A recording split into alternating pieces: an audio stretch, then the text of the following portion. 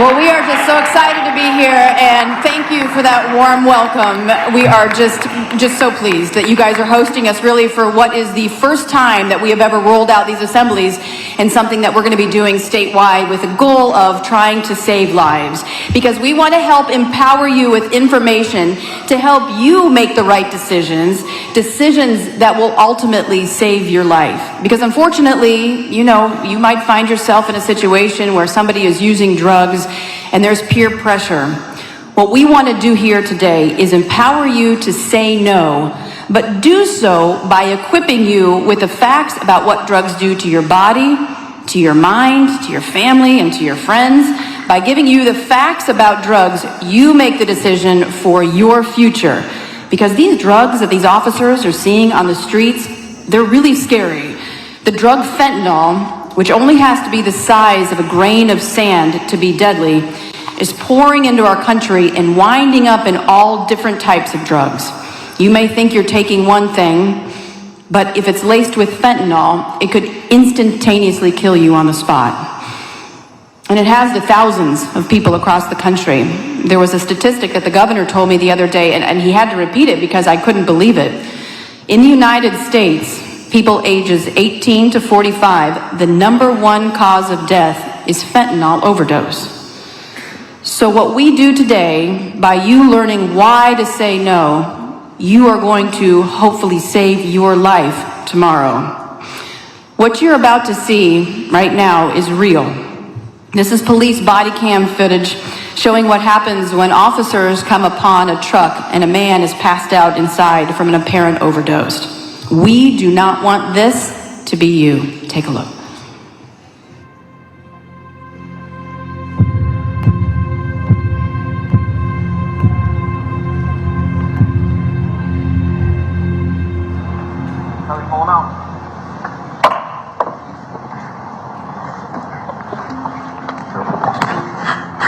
Get him on the ground.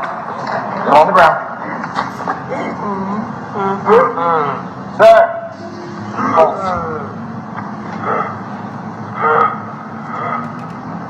He's not breathing. Come here. Flashlight. Get on his eyes. Yeah, they're pinpoint.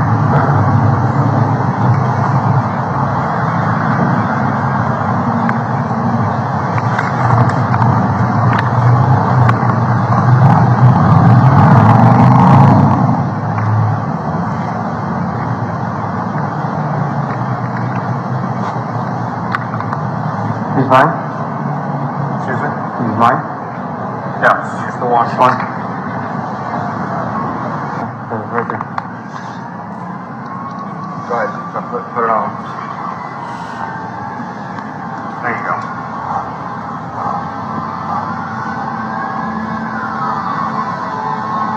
There we go, hold on.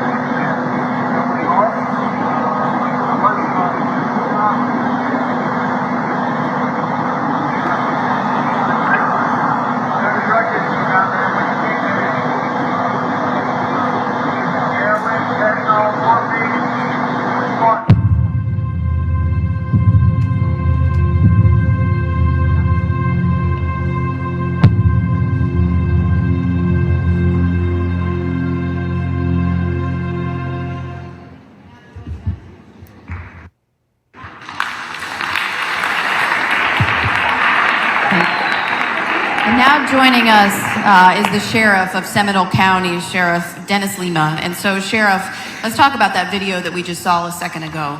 At the end of it, they were saying, was it morphine? Was it heroin? Was it fentanyl? Was it? And you say this is something that your officers experience and see all the time. And that man who was in that truck was very fortunate that officers saw him passed out, because that saved his life. Yeah, thank you so much, First Lady, for your advocacy and pulling us together to have this conversation, because This video may be a surprise to a lot of people that are in the room, but it's something that we live with every single day.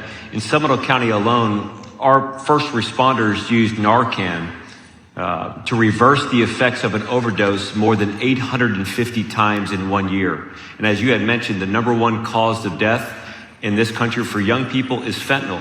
We're seeing fentanyl mixed in all types of substances, and it's not uncommon for us to revive people, asking how long they've been doing heroin, and be met with the response that, I'm not doing heroin. My friend gave me what I thought was Xanax, or I was using marijuana. This is deadly, and the consequences are just startling.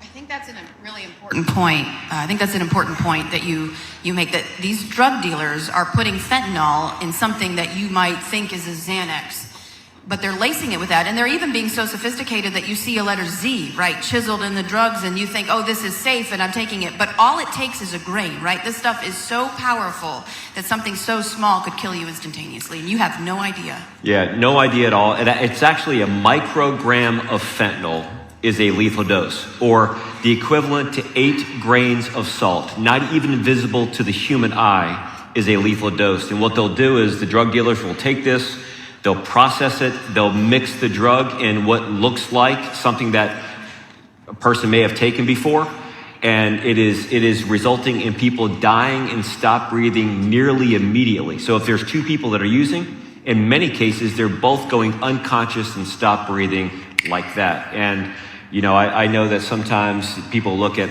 police officers and sheriffs and deputies and say, well, are they sensationalizing?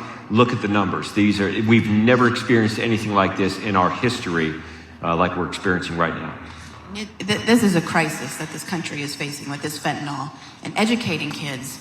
If they just say no, then that is something that will forever change their lives and will save their lives.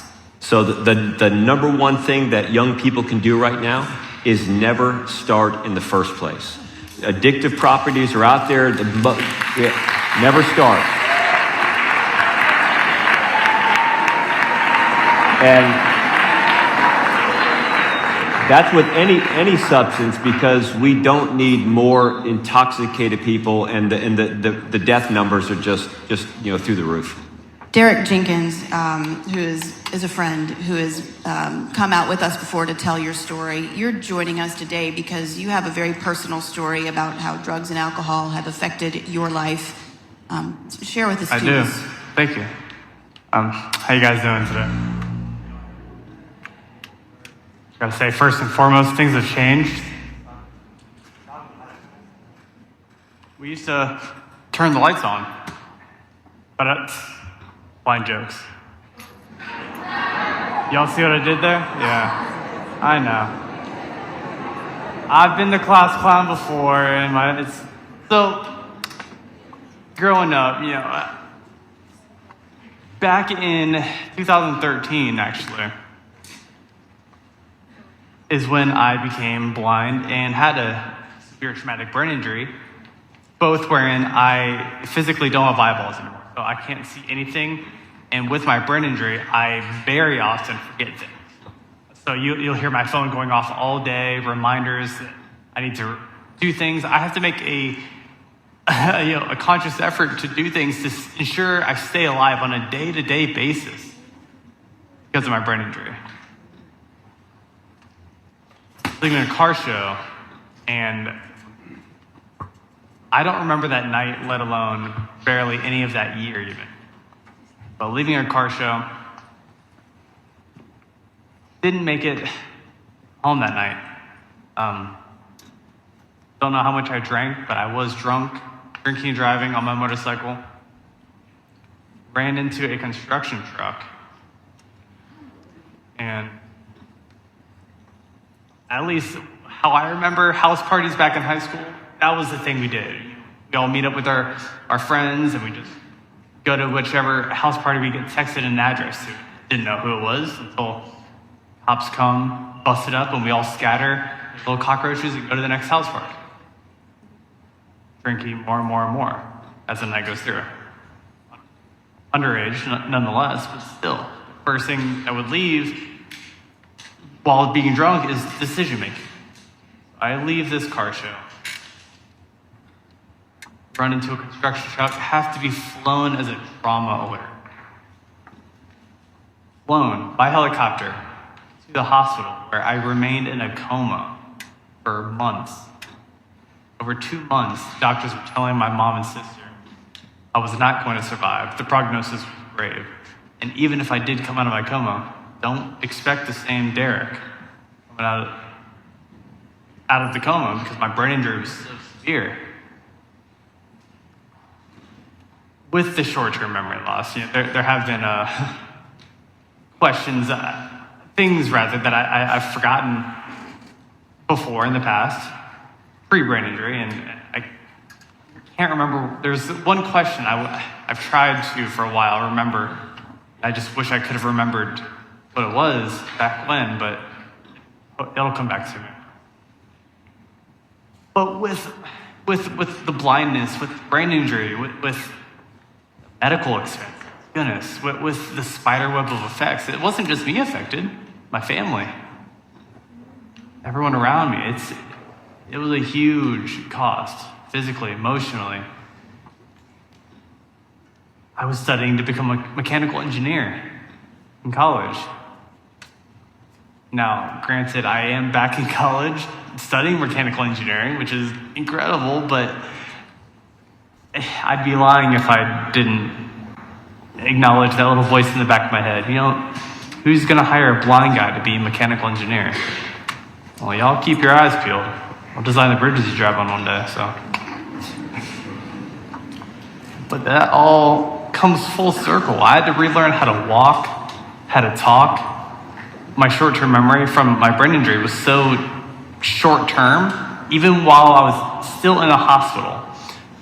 My mom, who didn't leave my bedside the entire time I was in neurological ICU. I'll tell you, that's a true friend right there.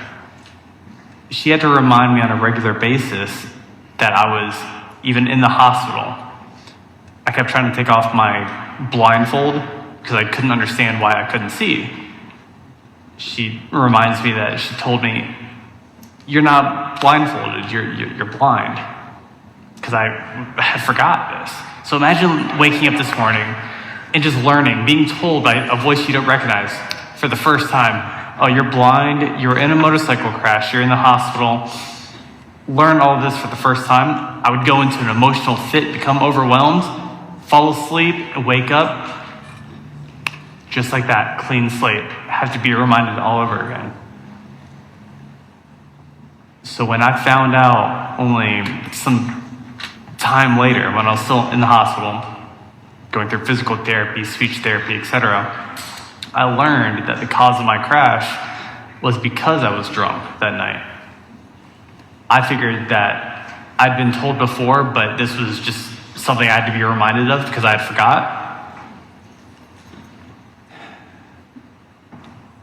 Come to find out, I was the first one, besides doctors and my friend who I was with that night, I was the first one otherwise to tell my family and get the message out, because doctors who did a blood test on me and at the time, my air quote best friend who I was with, those were the only ones who knew. So I made a pact to myself, my family, friends, right then and there. I wanted to get my message out to try to prevent this. Try to, just realize that life is too short to take things for granted. It takes once. Once. One decision can carry a lifetime of consequence. 32 surgeries. Over $1 million in medical bills. My family and we lost our house. Mom lost her job. Sister, freshman year in college, she had to come back. Everything. A lifetime of consequences because of one decision. My nephews and nieces that were only born after I've become blind, so I've never seen them, but I tell you, they are the cutest kids I've never seen. Adorable little things. And they're getting to the age now where I'm having to explain, Uncle Derek's blind. I can't look at that cool Hot Wheels car or that piece of trash you just found on the ground. Hey, look at this. Well, explain it to me. Yeah. So they have to learn what it means to be blind. And when they get old enough, they're going to learn how Uncle Derek became blind. And I'm going to have to tell them that story. Tell them not to make that mistake that I made.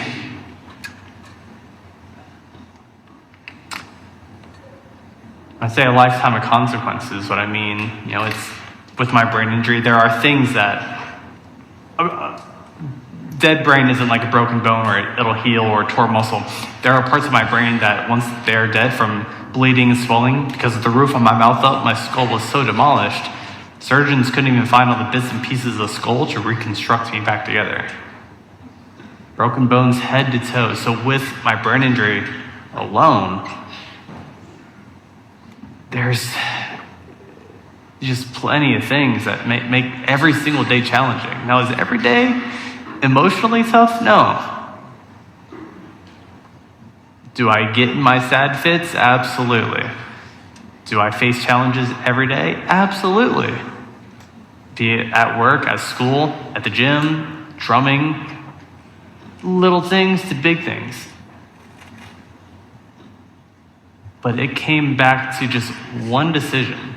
How that one split choice of, nothing could ever happen to me. No, we're fine. Yeah, let's party. Let's have fun. It takes once. And by the way, that question, I wish I could have remembered to ask myself before, and I just couldn't remember it. Short-term memory aside. One question. Is it worth it? Let me tell you. No. People ask me, questions with blindness and dealing with things. Did you go through depression, or how do you do this, and how do you get dressed? I use my phone, which is amazing for technology. I can use my phone to take a picture of something. It can read directions to me. It'll tell me a color or an object. I can connect with a sighted volunteer on my phone and point my camera at my closet to pick out an outfit. So hopefully my black shirt and white pants are pretty good for today. None of y'all are gonna tell the blind guy it's not a black shirt and white pants? Testing you. But it just takes one chance. One decision, rather. And Derek, we are blessed that you're here today and for you sharing your story, because there's a lot of things that you could be doing right now, but for you coming here and speaking in front of all of these students, hopefully it will save lives, because people will think about that one decision and your question, was it worth it? So thank you.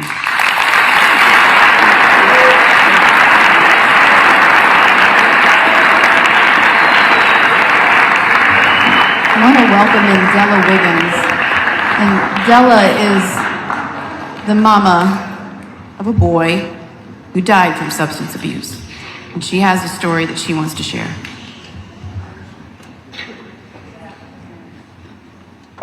This is my son, John, and he was 46.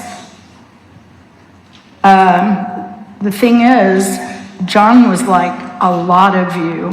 He loved outdoors. He loved surfing. He loved fishing. He skateboarded. All of this into his 40s. He was doing just like a kid. He was in the Marines, and he got out after his time was up. He was married, and that didn't last after he got out of the Marines. We found out later he had PTSD, and he had some issues, and he was in a car wreck, was one of his things that happened, how he got started with pain pills, and this was early on, and we didn't know a lot about the addiction thing, and I didn't question. He was an adult, and sometimes when I did question, I was told I was nosy, and I always said I wasn't nosy enough. But John left my house on a Friday night to go next door and have a drink with our neighbor. and he never came back. He had a little pool company, built swimming pools, and he had a guy that was working for him. He was just a laborer kind of thing, but the guy knew John had some problems with pain, and he offered him something to help him with his pain. Well, guess what? That night, John did it. He snorted it, and he died. And I lived right next door to this all happening. My son was the life of the party. We tell this all the time. I started a support group with the help of some other women, supporting families, parents that have lost children to the overdose. And it's funny, we find a lot of similarities with our kids, you know, the personalities, that Johnny be happy all the time, you know, just always having a good time, and never knew a stranger. Everybody loved him. If you didn't know him, you wanted to know him. But my point of telling you this is because this kid served over half his adult life in the military. One time that he did something somebody gave him killed him. So this is what I have to remember John. All I'm going to say is don't do it. One time can kill you. And you don't want to come home in something like this to your mom and dad. Because I can tell you, they don't want to have to deal with that. It's pretty sad how many people are out there today trying drugs that they don't know a thing about, what's in it. I mean, we can tell you stories all day long, but it's in everything. The fentanyl is in everything anymore. You don't know where it's coming from, who's putting it in there. They don't know what they're doing. So make a conscious effort to stay away from the people trying to get you high, because those people are drug dealers. The big drug dealers, little drug dealers, all they want is you to get addicted and buy their dope. And then you die, and they don't care. The guy that sold to John is now in prison.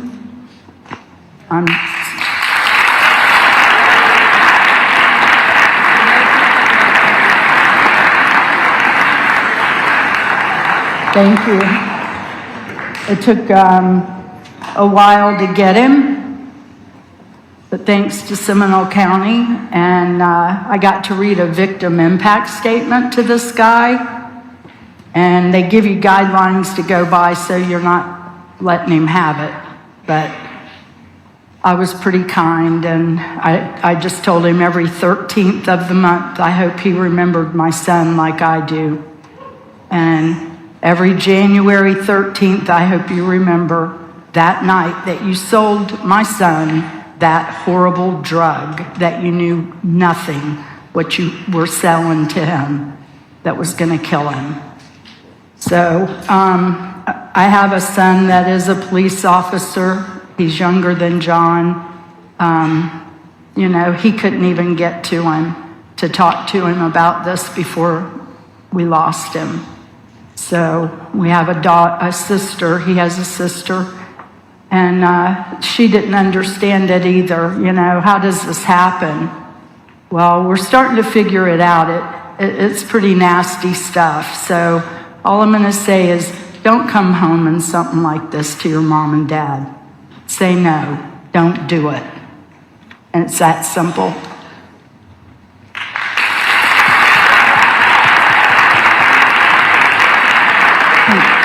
Thank you, Della, for sharing your story. And again, we're noticing a theme. It just takes one time. That's it, one time to just say no.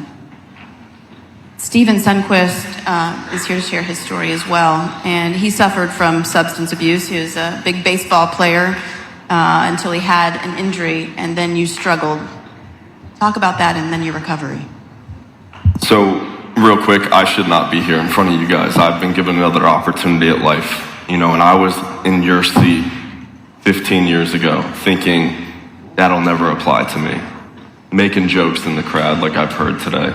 It's okay, I've been there. But what I want to tell you is I am you. I was the honor roll student. I was the student athlete. I was the kid that drank at a party at 15 years old, not thinking about the consequences just because what everybody was doing. It was the social thing to do. Cool kids were doing it. I was also the kid that got prescribed pain pills and took a pill innocently enough, not knowing what it would do to my life. I was also the kid 6.5, 7 years later that overdosed on heroin because the pill stopped working. Addiction is progressive. It can change the future of your life. And all it takes is one mistake, one time, like everybody on this panel has shared with you guys today. These are real life stories. We're trying to spread awareness to you guys. You guys are our future. I love speaking to the youth because you're where it starts. I come from a very good family that had aspirations of me becoming a professional baseball player one day. Had a very, very, very nice fastball, had a great bat, had all the potential in the world. I was an honor roll student. My life was set up for me, but that one decision to be curious and try that pain pill ruined my entire life. I was the guy that had all the friends, popular, everybody liked me, but where I got at the end of my addiction, nobody wanted to be around me. I didn't have any friends. I make a joke today, but it's not really that funny. At the end of my addiction, the TV was watching me because I didn't have any friends.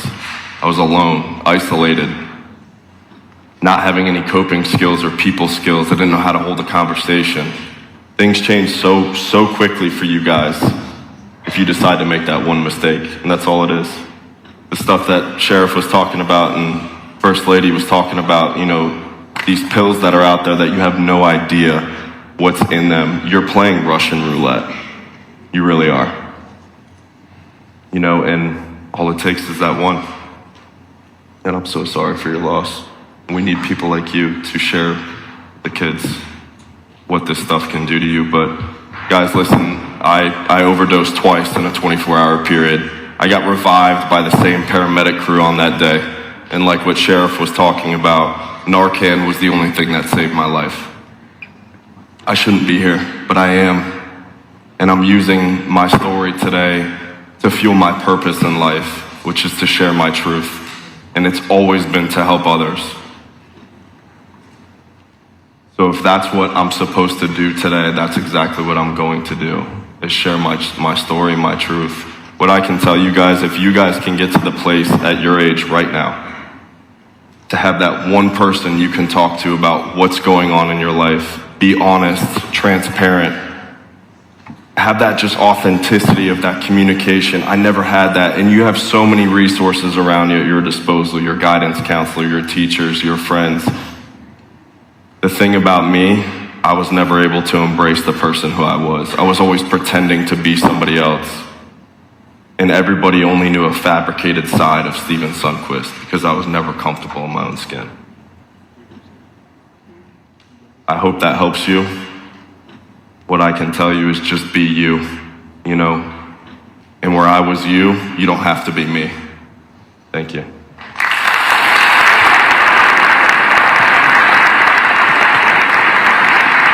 Thank you, Stephen. And I think that's true. When I've gone around and talked to a lot of students, a lot of people need to talk about things. They don't always know where to look. But you do have your peers, you do have your teachers, you do have your guidance counselors, you do have somebody that you can lean on, you do have your parents. Believe it or not, parents are not all bad. Parents are there too to help you. But to get that off your chest, to be able to talk to somebody is just so meaningful and so powerful. Dottie Grover Skipper is a parent who also lost her baby, her son, who overcame to substance abuse. And her son, Mike, he received a music scholarship to FSU. Very talented. Tell us about him. He did, and he is still with us. My son Mike was a perfect student all through his school career. And he was such a great student that he did get a full ride music scholarship to FSU, playing the classical guitar. Very, very talented. He got up to FSU and he had to have a part-time job. He hurt his back, and one of his friends offered him a Vicodin. Mike took the Vicodin, continued to get Vicodin from this friend, and became addicted to opioids that lasted a nightmare journey of 16 years.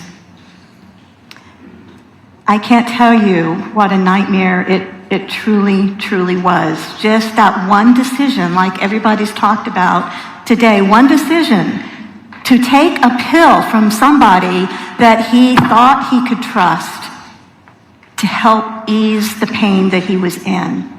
One decision. Mike has been in and out of residential rehabilitation centers over the last 16 years, doing well in the centers, but then getting out and then spiraling right back down again because he wasn't hanging with like-minded friends who wanted to help him stay sober.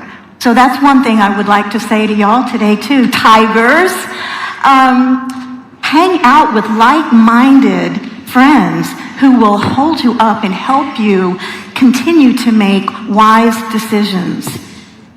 So he continued to hang out with friends who weren't like-minded all through his addiction process. And he just continued spiraling down. Well, he finally got so rock bottom, we'd find him in our driveway in his car, with the car running, with him sound asleep with a cigarette hanging out of his mouth. Many times that happened, I thought he was dead. But he wasn't, thank goodness. So he did hit rock bottom, went into his 5th rehabilitation center for opioid addiction. And it was through, the 5th time was a charm. He's been sober for a year and a half now. And he, yes.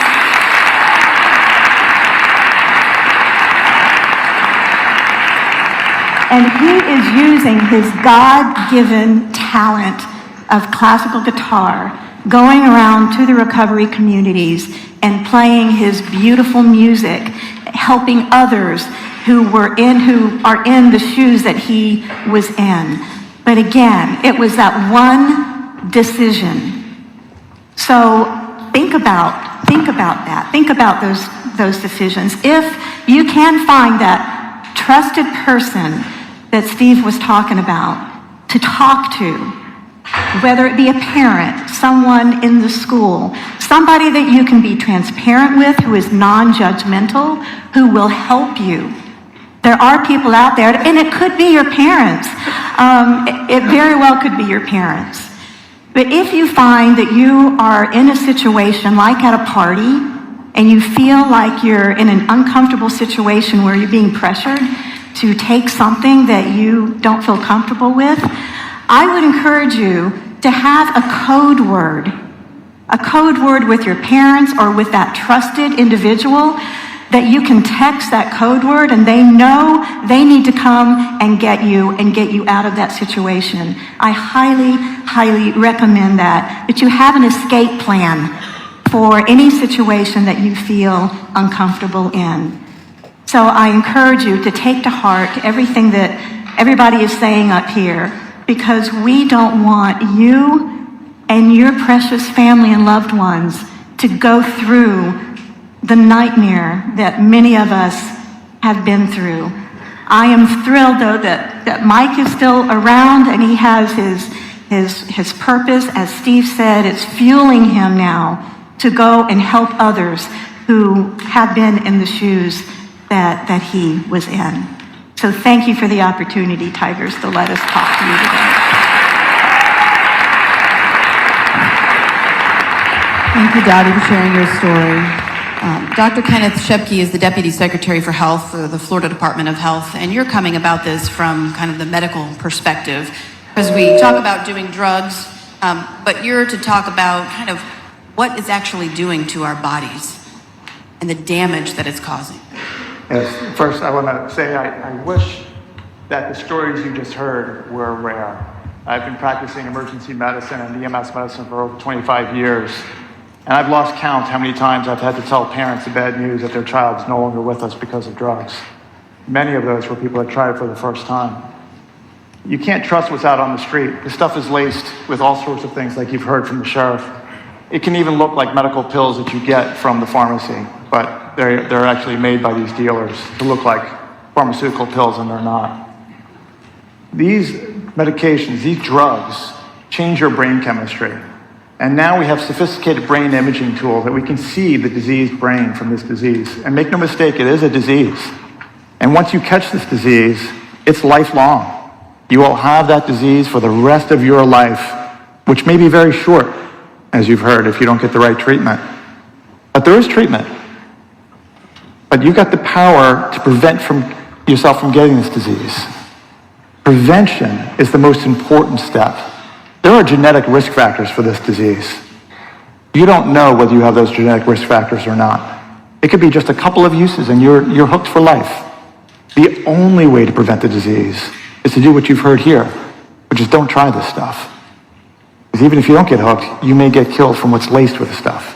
But if you do get the disease, that's it. You now have a chronic, lifelong, life-threatening, relapsing illness that's going to change your life, change the lives of everybody you care about.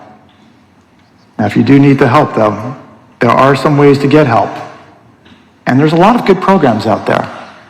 Understand that the programs do vary, but one of the things you really want to look for, since it's a medical illness, you want to look for a medical physician that specializes in this disease.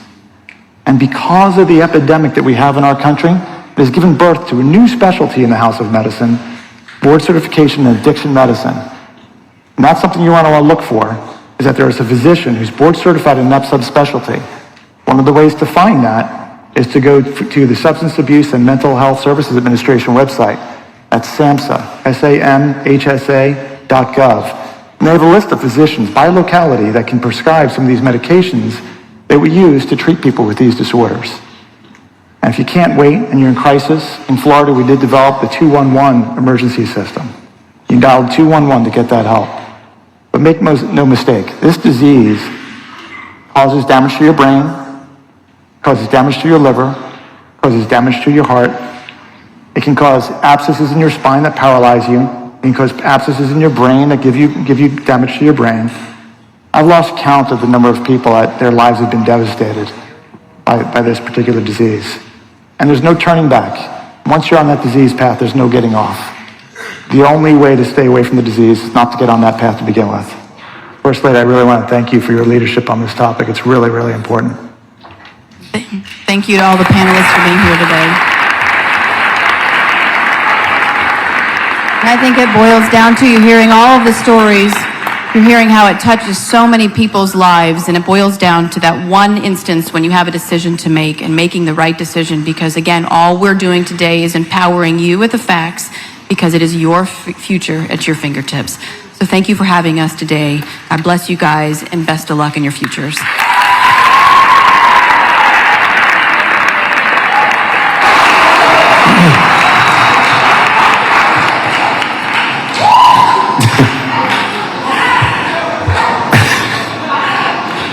Clap it up for him one more time, please.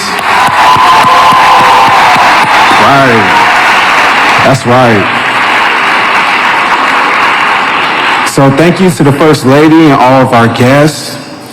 Thank you, you all for coming here and sharing with us your stories. Many of you have experienced the tragic impact of drugs, and we want to thank you for your bravery and your commitment to making sure other families are safe for their future. Can we give them another round of applause, please?